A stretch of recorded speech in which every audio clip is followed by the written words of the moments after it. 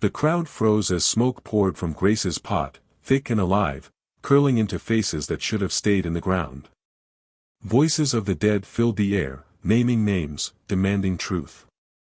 And when they pointed at the elders, one man fell to his knees, trembling, as the whole village gasped in horror. But how did it come to this? To understand, we must return to the day a woman dared to cook with vulture meat. Grace had always been a woman of the market. Her back bent under years of stirring pots, her hands scarred by fire and oil. Where others sold goat meat, fish, or chicken, her stall offered something different, the dark, stringy flesh of vultures. People frowned at the thought of it. Some whispered curses under their breath as they passed her table. But hunger is a stubborn guest, it sits until it is fed, and so the people came. Children licked their fingers, traders wiped sweat from their brows after swallowing her broth, and even the elders admitted in secret that Grace's pot carried a strength unlike any other. Still, no one praised her openly. They only whispered, "Vultures eat from the sky of the dead. What spirit feeds us through her stew?" The market stood at the heart of the village, surrounded by clay huts whose walls bore the stories of sun and rain. In the mornings, laughter and quarrels wove together like threads in a mat. But Grace's corner was different. There was always a silence there, a watchful hush, as though unseen eyes were perched just above the rafters. Grace did not mind the whispers. She kept her head down, tending her pot, stirring the meat until the steam curled like lazy spirits toward the sky. Yet even she could not deny that the broth seemed to have a will of its own. The smell was sharp, like iron mixed with rain. The taste left something heavy on the tongue, as though a secret had been swallowed with every spoonful. The first sign came quietly. One evening, Samuel the farmer stopped at her stall, his face tired after a long day in the yam fields. He ate quickly, thanked her with a nod, and went home. That night he dreamt of his dead brother, not standing silent in the shadow of memory, but singing. The song was not sweet, it was a bitter melody of accusations. Samuel woke drenched in sweat, his chest hammering like a drum. He came back to the market the next morning, his eyes hollow, his voice low as he spoke of what he had seen. Others listened, pretending to laugh at him, yet their laughter carried fear. Soon, whispers spread, the pot was not just food. It was a doorway. But before Samuel, before the rumors, before the dreams, there had been only Grace, a woman trying to survive by feeding the bellies of others. Now her stall was no longer ordinary. The vultures that circled above seemed to know it. They perched on trees nearby, their dark wings folded neatly, their eyes fixed on her fire. Grace tried to shake the feeling, but deep inside she knew. Her pot had begun to sing, and the song was not hers alone. Samuel's dream was not the last. One by one, villagers came to Grace's pot with ordinary hunger, and left with restless nights. They returned whispering of visions. A mother swore she heard her late husband's voice, rough with disappointment, naming the debts she had hidden. A young man confessed that his long-dead grandfather appeared in his sleep, pointing a crooked finger toward the land he had stolen from a cousin. The market square, once filled with nothing more than the rattle of calabashes and the chatter of traders, now carried another rhythm, the low murmur of fear. People spoke in hushed tones, their eyes darting toward Grace's stall as if her smoke might listen and carry their words skyward. Ruth, the old widow, sat by her doorway one evening and shook her head. Her lips were cracked, her voice sharp, but her heart trembled with unease. "This is no ordinary stew," she muttered to the women gathered around her. "A pot that summons voices is a pot that remembers. And memories are heavier than stones." The women crossed their arms, glancing toward the cluster of vultures perched on the roofs near the market. The birds were silent, their necks bent low, as though waiting. No one liked their presence, yet no one dared to chase them away. To drive them off felt like challenging something greater than feathers and wings. Grace herself did not understand what had begun. She was only a seller, a woman hardened by survival. Yet each time she stirred her pot, the smoke seemed to thicken, winding upward in curls that whispered like tongues she could not speak. She felt the weight of eyes upon her, not just the vultures, but unseen watchers pressing close whenever the broth boiled. The turning point came when Samuel, the same farmer who had first dreamt of his brother, returned to Grace. His face was pale, his body trembling as though cold had gripped his bones. "I must confess," he said, his voice breaking like a calabash dropped on stone. "The land I claimed was not mine. It belonged to my brother's children. He sang it to me in the night until I thought I would go mad." Grace's ladle froze in her hand. The others in the market stared. Samuel fell to his knees right there, weeping, and begged his nephews to forgive him. They did, not with smiles, but with tears of their own. And so, a wound the village thought buried was pulled open and stitched again under the gaze of all. From that day, Grace's stall was no longer just a place to eat. It became a place of trembling. People came not only with hunger but with guilt, sitting near her fire as though the smoke itself might unearth the secrets they had carried too long. Some begged Grace for help. They asked her to speak on their behalf, to guide their tongues when they confessed. She resisted at first, her hands were for food, not for healing. But each plea pulled at her like a child tugging a mother's wrapper. Reluctantly, she became a messenger, carrying words between the living and the dead. And with every confession, with every mended quarrel, the vultures drew closer. At first, they only circled high above. Soon, they perched on the roofs beside the market. By dusk, their shadows stretched long across the ground, darkening even the brightest yam or cloth. Mary, the young girl who liked to watch everything, tugged her mother's sleeve one afternoon. Her voice was a whisper, yet it cut through the air like a blade. "Look! They are counting us." Her mother hushed her, but the words remained in the air. Counting. Watching. Waiting. That night, Grace sat alone beside her fire. The pot had cooled, the market was empty, but the smoke still curled faintly upward as though reluctant to fade. In it, she thought she heard faint music, the beginning of another song, another accusation, another debt to be called. She pressed her scarred hands to her knees, whispering into the night, "What have I done?" But there was no answer, only the rustle of wings in the dark. The days that followed were heavy, like clouds swollen with rain that refused to fall. The market still bustled with voices and color, but whenever Grace's pot began to boil, silence spread like a shadow. It was as if the whole village held its breath, waiting for the smoke to rise. Grace had not asked for this burden. She had only wanted to survive, to sell her stew and keep hunger from her own door. Yet now her fire had become a court, her ladle a gavel. Each spoonful of broth carried not only meat but memory, and the people came to her with their hearts trembling. Samuel returned often, no longer the proud farmer he once was. He walked with bent shoulders, his eyes red from sleepless nights. He spoke gently to his nephews, giving them back the land he had stolen. Yet even with his debt repaid, he kept returning to Grace's stall, as if afraid the voices might begin again. Others followed. A widow laid down beads she had hidden for years, confessing they belonged to her sister. A hunter admitted he had once taken more from the forest than he should, leaving traps where children played. Each confession spilled like water breaking from a cracked calabash. Grace did not know why they trusted her.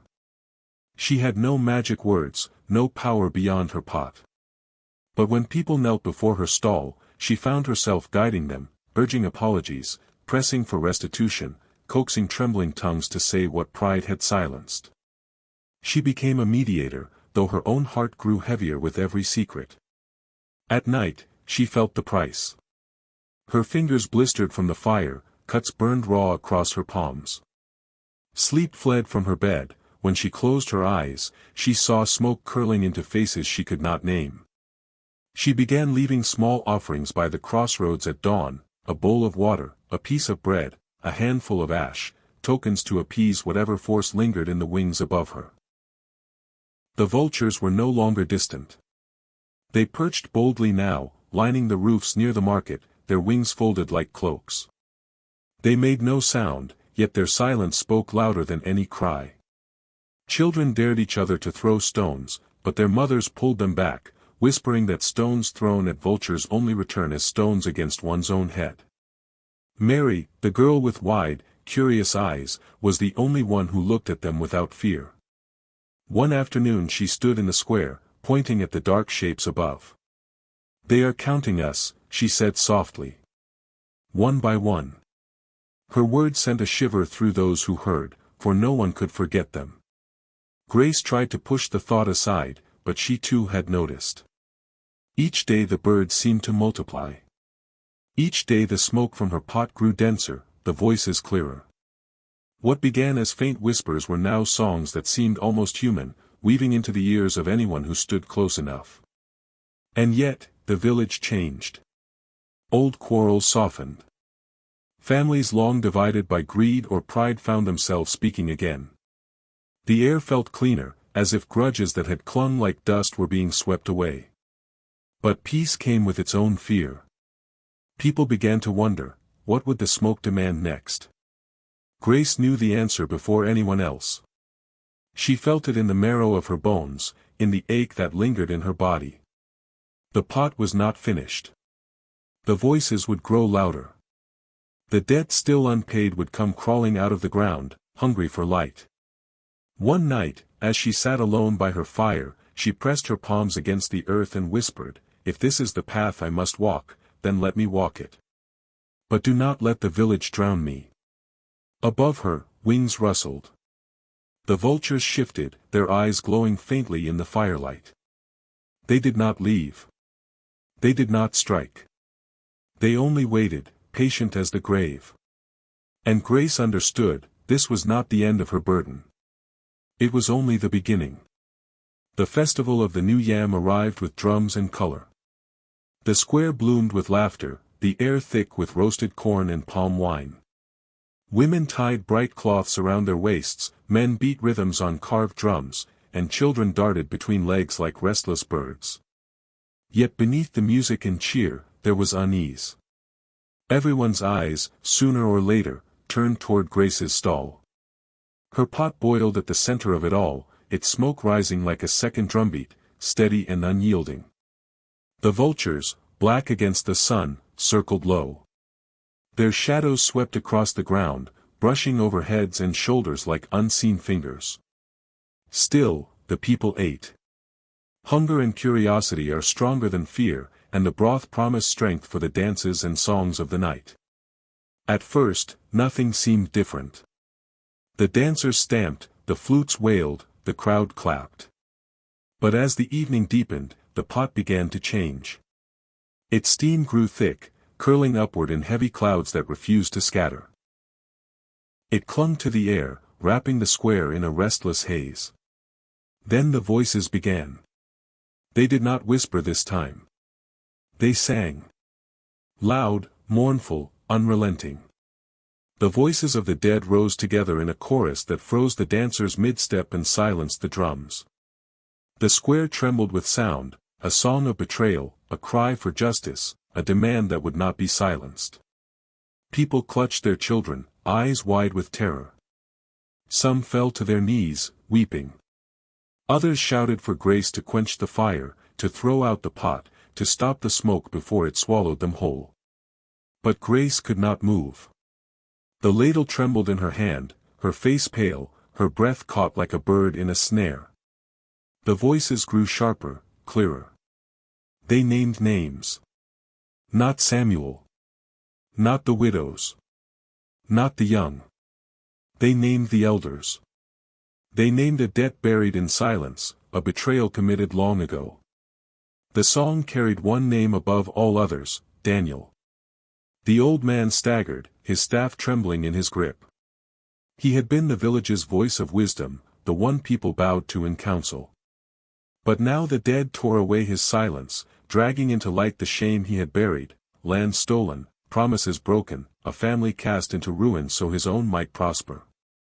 His face crumpled as the song grew louder, circling him like a net. Confess, voices cried. Not just the dead, but the living too. Confess. The square became a storm. Some begged him to deny it, to protect the village's pride.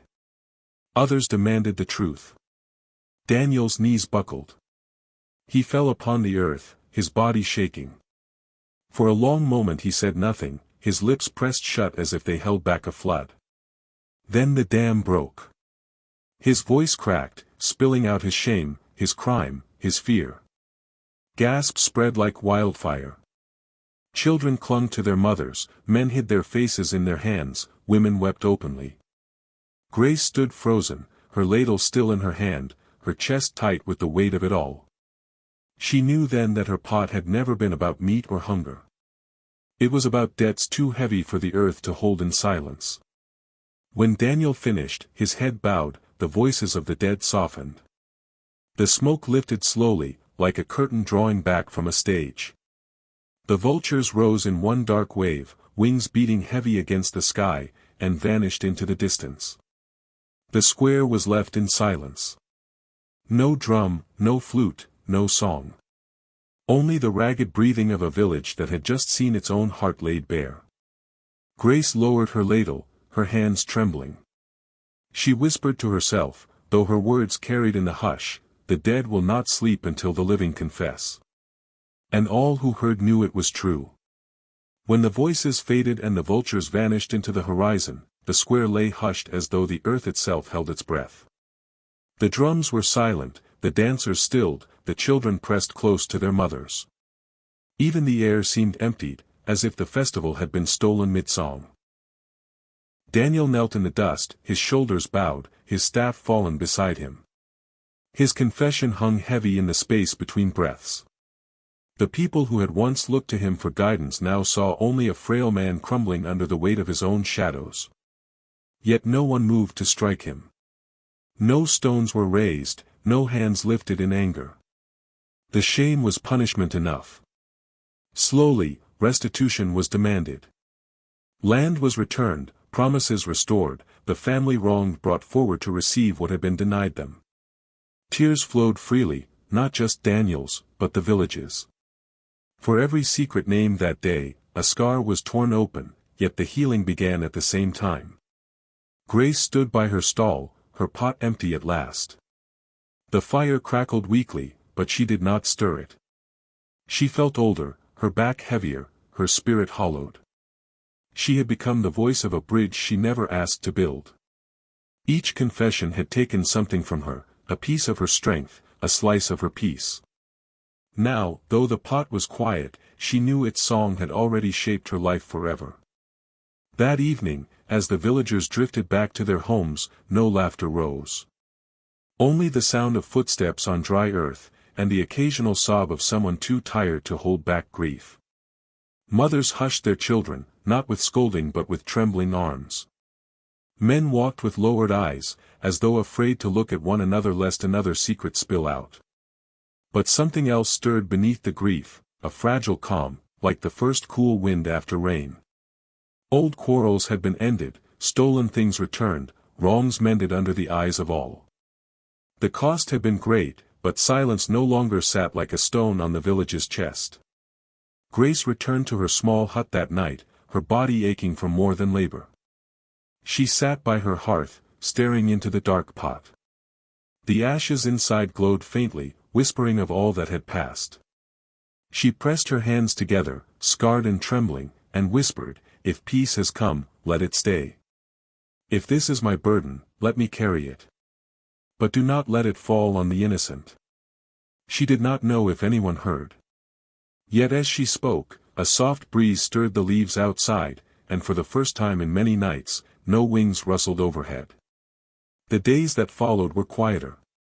The vultures did not return. The market slowly regained its color, though no one looked at Grace's stall the same way again. Some still avoided it, fearful of what the smoke might stir. Others came with reverence, leaving coins or small gifts at her feet, as if honoring a priestess instead of a food seller. Grace herself changed. She spoke less, her laughter rare, her eyes deeper, as though she had seen into places others could not bear to look. Children whispered stories about her, calling her the woman whose pot had sung. Adults too repeated her tale, their voices low but certain. And so, the memory lived. The night when the dead came close, when secrets long buried rose into smoke, when a community was forced to face itself. The village carried a new proverb from that night: the one who borrows the mouth of a vulture must be ready to speak with the sky. And whenever the pot boiled again in Grace's stall, the people remembered, debts can be delayed, but never denied. The pot reminded the village of one truth: secrets may hide in silence, but the dead do not forget. Wrongdoing may sleep, but it always wakes in the smoke. In every home, in every heart, the debts we carry must one day be repaid. If this story moved you, don't let it end here. Share it so others can hear its lesson. Leave your thoughts in the comments. What would you have done if the pot sang your name? Subscribe now for more African folktales that carry wisdom, mystery, and the voices of our ancestors. Your next story awaits.